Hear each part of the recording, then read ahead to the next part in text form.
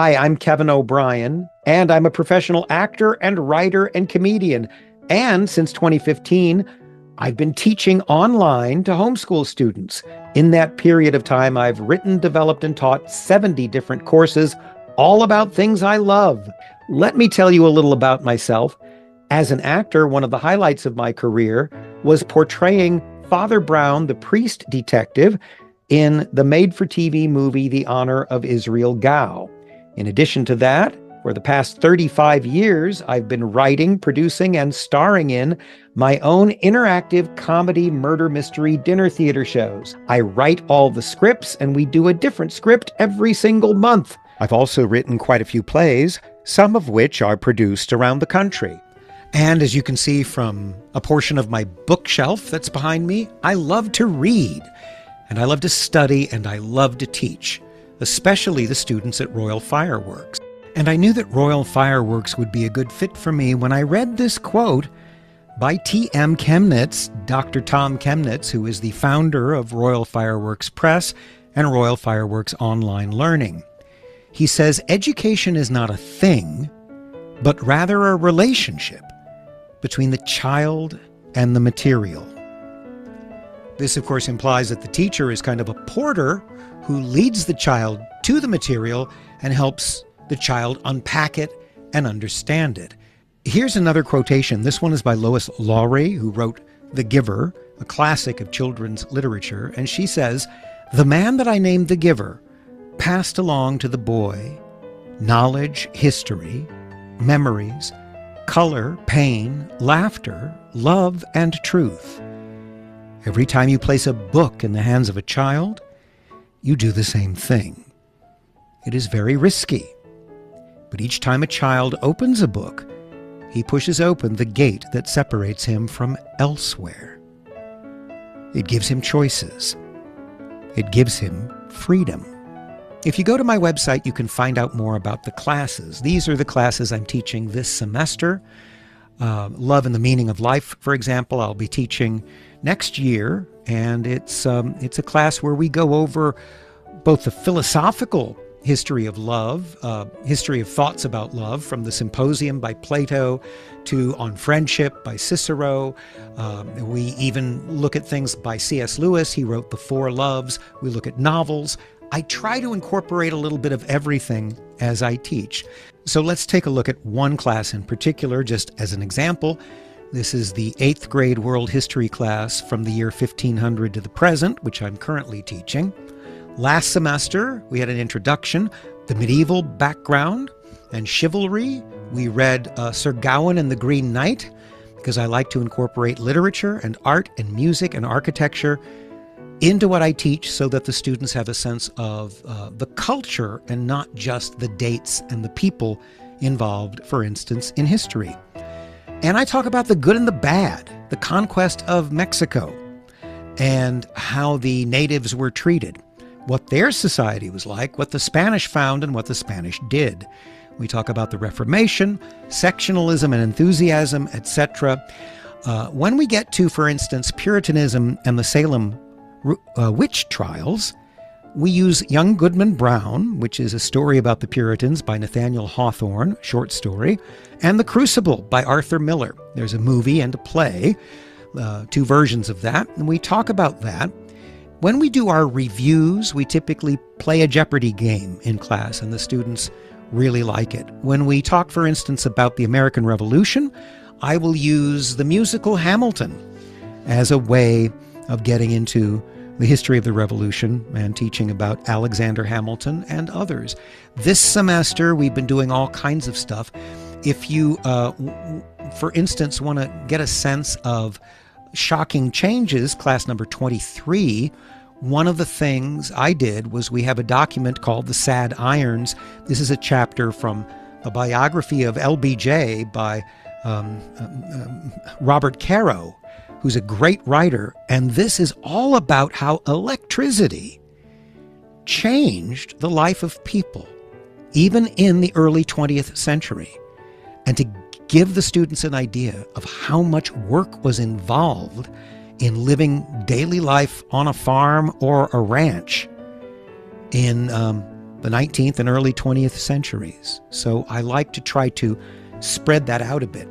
Then if we go to, for instance, the Moodle page, here is the Moodle or Joule page that Royal Fireworks provides about our class.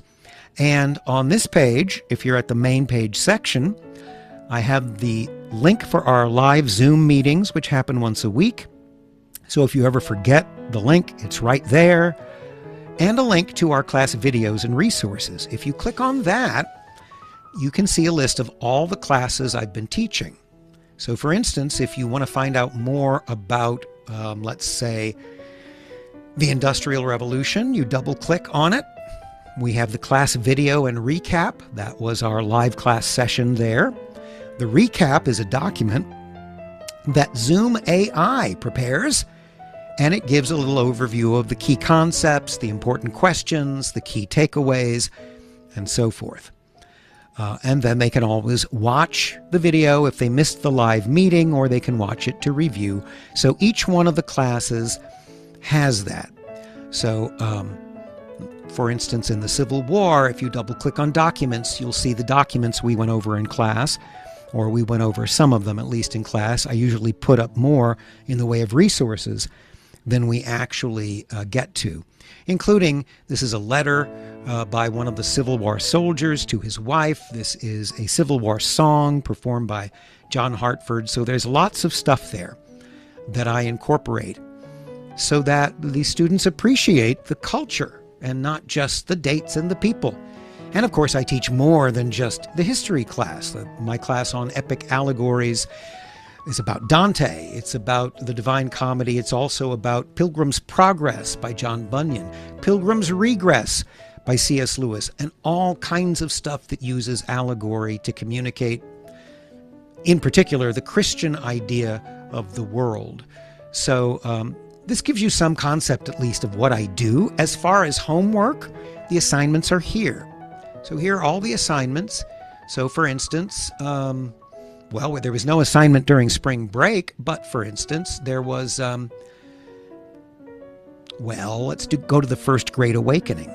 So here's the assignment, and here's the document that they have to read in order to do the assignment, and then I can grade it. We only had 4 submitted out of 7.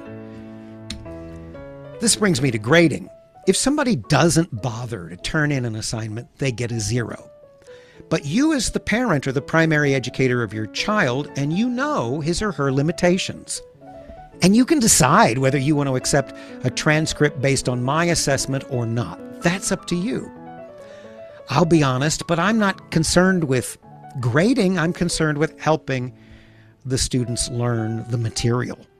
And I would much rather have a student turn an assignment in multiple times until I feel as if they understand it and they're getting it right, than having them turn it in once and I give them a bad grade for it because they didn't understand or they didn't do it right.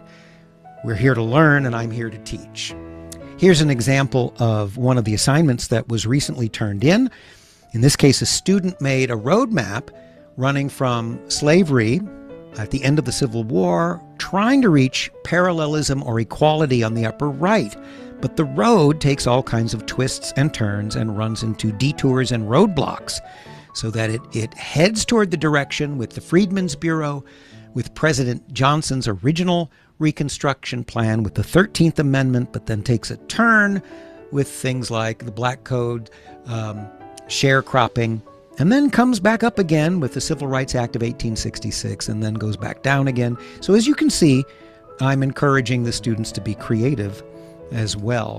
One of the things I do, and Michael Clay Thompson mentions this in one of his open house videos, I'm always correcting their writing.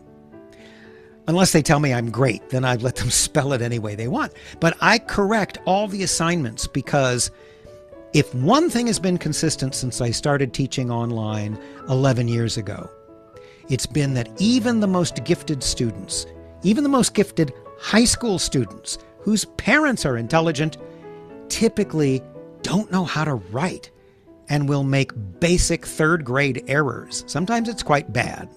So in order to think clearly, you have to be able to write clearly, and vice versa. So I'm always encouraging that focus to help the students learn communication skills. Oh, the other thing we do is I encourage them to talk in class. One of the things Dr. Chemnitz said to me at one point was he thinks that since it's so easy for students to fake their writing using AI, he thinks there will be a move toward oral exams at the college level. And I think he's probably right. So I'm constantly encouraging my students to make oral presentations of things that they've researched and things that they've learned so that they feel more comfortable. And because if you're going to talk about something, you have to know your stuff. So that's part of it.